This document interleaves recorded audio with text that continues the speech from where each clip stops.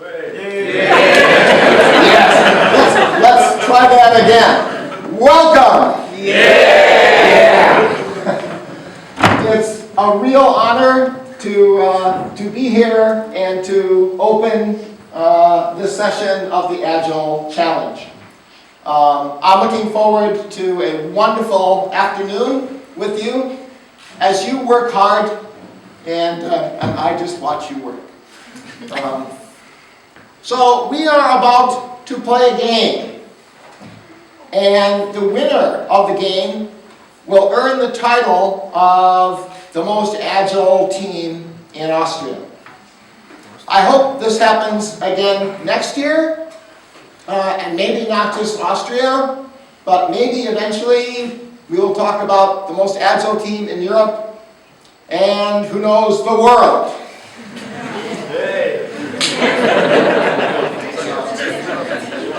So we're looking for the winner, and everyone, of course, would like to be the winner. But is that why we're really here? And I want to talk a little bit today about some theory. So games, if you go back to the Greeks, games and play were a big part of Greek culture. And Plato viewed games as a way to prepare children to obey the rules of society. Games create conformity to a set of rules. And you may think of the games you were playing when you grew up.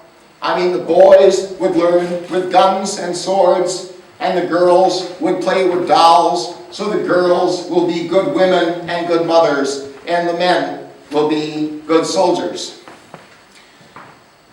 So games are a way of creating this conformity, and they're a way of preparing children for adulthood.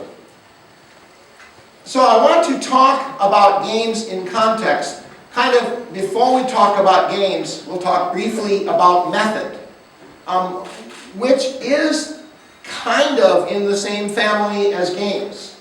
And then we will talk about games, which are a little better than method. And then finally, I want to talk about play and the concept of Agile as a kind of play. So I won't talk much about method. Method is about telling you how to do things. So you're a factory worker like Charlie Chaplin in the old movie, where, I mean, you're putting one peg in one hole. You have an exact job to do. There's no innovation, no creativity.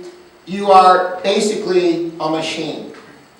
And old software development was kind of like this, because the managers who managed it back in the 1960s knew how to manage hardware production, and then they were asked to manage software, and they managed it the same way. So we have like software factories, we have tools, we have processes, we have contracts. I trust that all of you have made it this far in the Agile Challenge. I don't need to teach you about this. You've all seen the Agile Manifesto, individuals and interactions over processes and tools, customer collaboration over contract negotiation, and so forth. So we've moved beyond methods to at least two games. Now, I play a game called Scrum. And probably a lot of you play Scrum, but there are a lot of other Agile games with rules. There's DSDM, there's Crystal, there's XP. How many of you play the game called Scrum? And maybe you don't play it perfectly, but that's okay. How many of you play the game called DSDM? Anybody? How about Crystal? Very, very few Crystal people. How about some of the rest of you? What game do you play? No game? The game without a name. Oh, that's very zen. How about this team? Yeah, we call it Scrum. You call it Scrum. I mean, that's okay. We all suck at Scrum and we're trying to get better. That's the whole idea. This team? Plays the same game. Same game. We do everything. You do everything? Try Scrum. Try Scrum. Do you go for Scrum? Yeah, good. Scrum. Scrum, okay. So, no one said Kanban, and Kanban is very popular. Kanban is not a game. It's a method. And it has all the problems of method. Even the inventor of Kanban says rule number 6 of Kanban is to eliminate all Kanban from the system.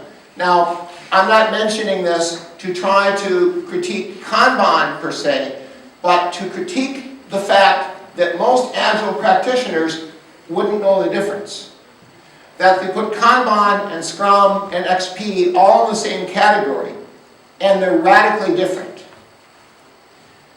So there's a need to recognize the need for autonomy and to develop mastery following a purpose. And that's what Scrum is all about. Now, Alistair Coburn used to call Agile a cooperative game. They don't look very cooperative. Scrum is a game. How many of you have heard a talking head in Scrum talk about crushing the competition? I mean, that's a game. The purpose of most games is to win. You're all here to win the Agile Challenge. We're going to play a game. And I have heard Jeff Sutherland say this. I mean, in some parts of Scrum are very American. And it's about crushing the competition. It's about winning. It's about a sports metaphor. And of course, there's a lot of things we learn in Scrum in order to get better and better. We learn teamwork so that we all will end up the same. And a great Scrum team learns one piece continuous flow.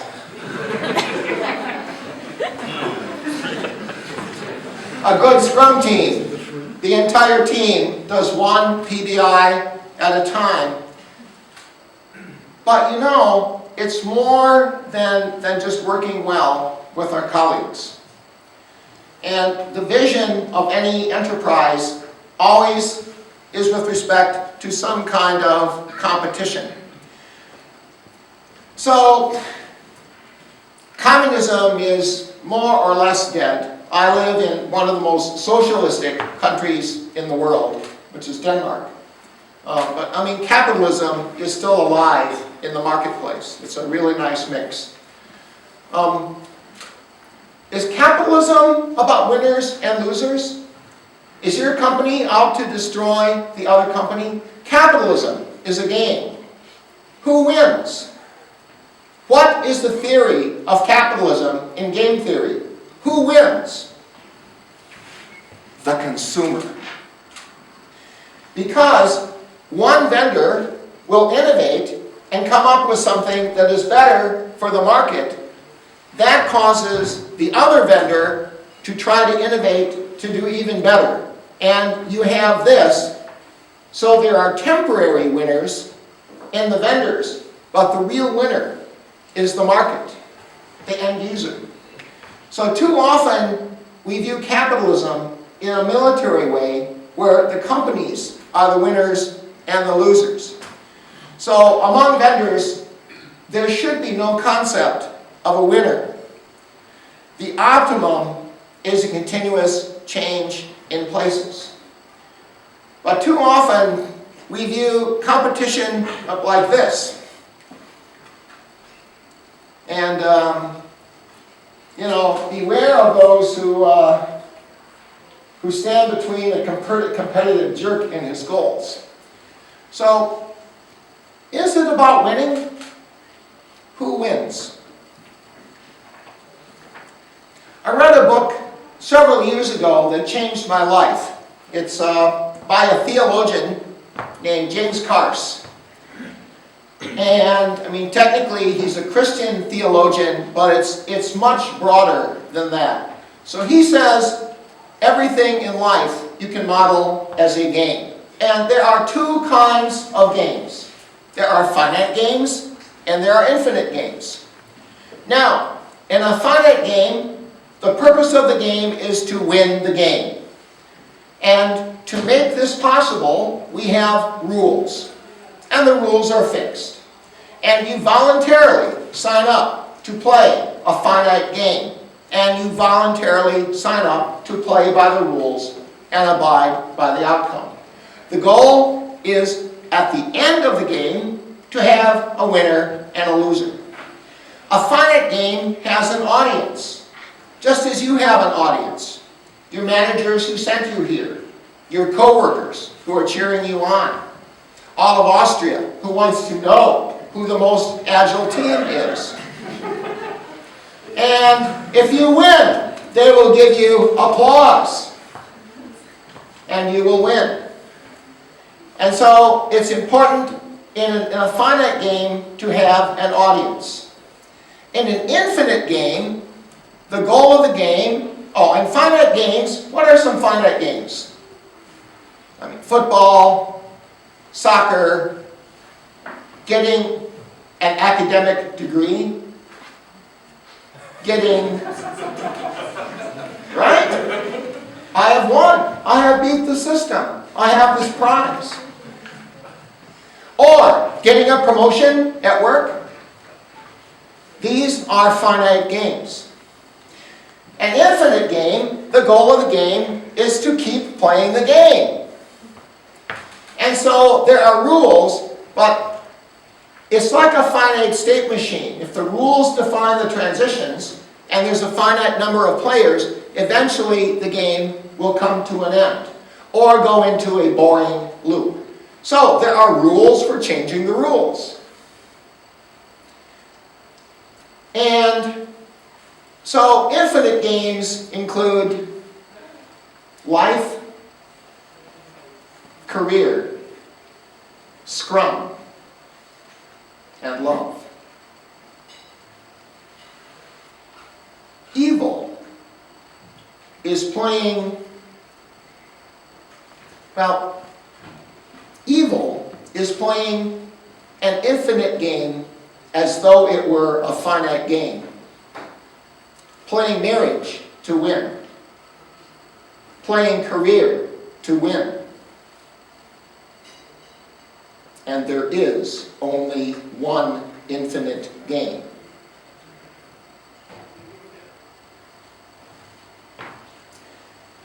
We like to think in terms of games, in terms of motivation. We're motivated to win. So, what motivates you? Some people need more motivation than others. So, there is an author named Daniel Pink, who I once met in London, who points out that people are intrinsically motivated. How many of you have watched the YouTube video called Drive by Daniel Pink? So, do you remember what are the three things he says that motivate people? Do you remember? Autonomy, mastery, and purpose. So, a Scrum team is autonomous.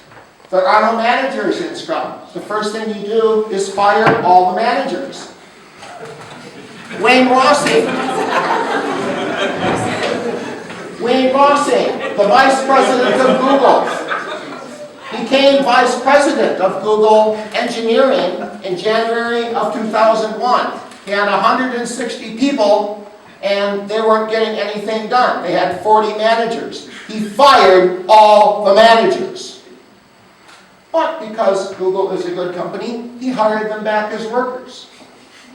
Google's doing pretty well. So it's autonomous. We work toward mastery. So some of what you will be doing today is honing your Scrum skills, getting better. One of the things, I had an interview with the press this morning, and it was supposed to be about Agile. And I said, well, Agile is just this thin layer on top of Scrum. Agile comes from the Agile Manifesto, interactions and individuals, doing. Customer collaboration, doing. Responding to change, doing. There is no thinking in Agile. Show me! Scrum is more than this. So Scrum comes from what informally is called Lean. It's about planning. It is about thinking. And so a lot of going beyond just a game and creating play and having a truly cooperative game requires thinking.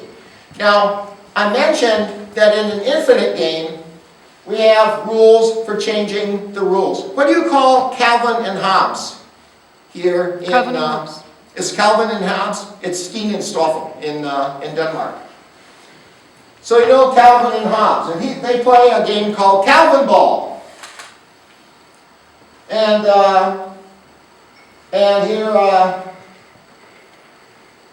well, you know the Calvin Ball rules, yeah. Anything we make up, well, you'll pay for this. So as long as you have the ball, you can add one rule. New rule. If you don't touch the 30-yard base wicket with the flag, you have to hop on one foot. In Agile, we inspect and adapt. So we don't follow method. We do not follow a game with fixed rules that will end up in a winner and a loser. We keep changing the rules. So if we don't have a winner and a loser, why play? What's the reason? Are you here to win? Are you here for a winner and a loser? The winner here will get one of these trophies. I don't know if you've looked at them. They're worth about €40 a piece. Is anyone willing to sell me their trophy? I'll give you 50. Oh, here's a tape right here. Wow, real capitalist, yes.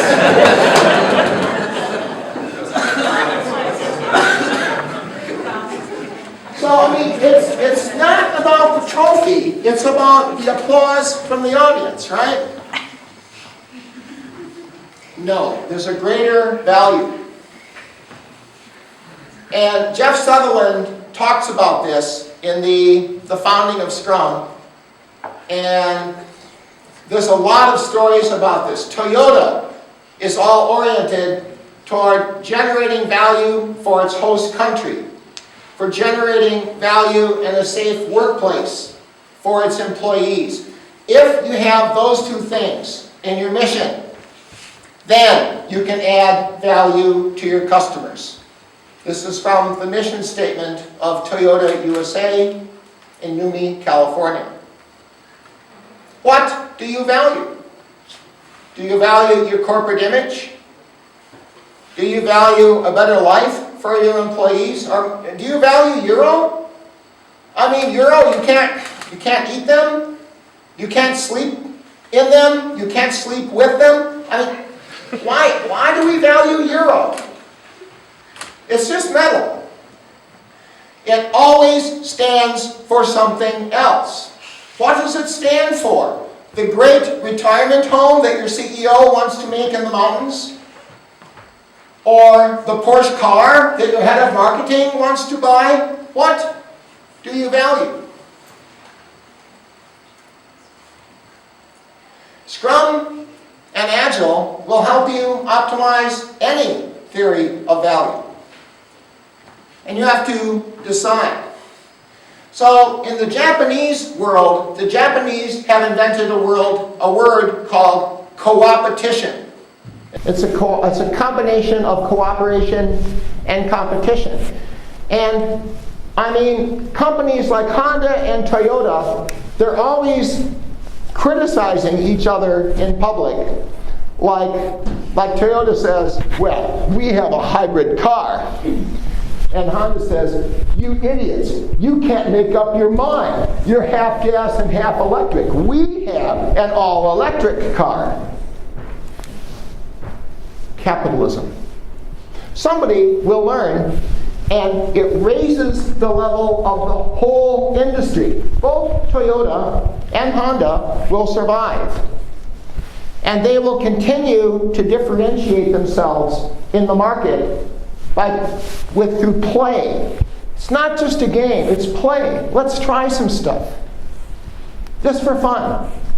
Toyota tried front-wheel drive vehicles just for fun. They knew they would lose money. Scrum comes from this culture. This is where Jeff Sutherland's son got it. Was from Scrum. Was from Toyota. So the goal is to raise the level of the industry as a whole rather than your company. Now, the game you are about to be playing, I have been running for about 10 years, and it's called Velocity Game when I run it. I was running this in Stockholm inside of a client, and we run 3 sprints, and we had run 2 sprints.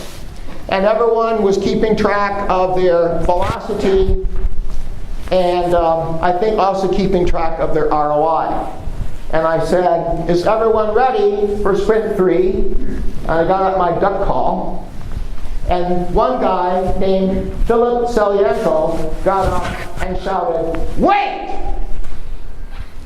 Now, in this game, there are some kaizens that are not obvious. You will have to challenge your product owner. Not everything is obvious. And when you discover this Kaizen, you will say, why was I so stupid to assume something else? But now you will have a trick, a special advantage. Philippe's team had discovered some of these. And he got up and said, we have some Kaizens. And we would like to trade them, we would like to give them to the other teams because it is more important that we all win than that any team wins. And me and my co-facilitator just looked at each other and said, what do we do now?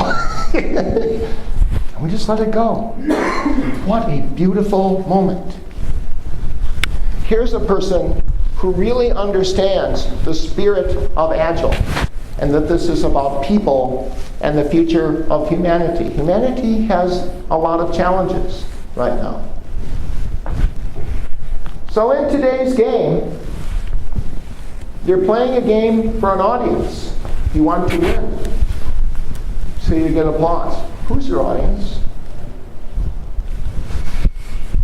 What value are you generating? Why is the world a better place for you winning today? Will you play? Or will you compete?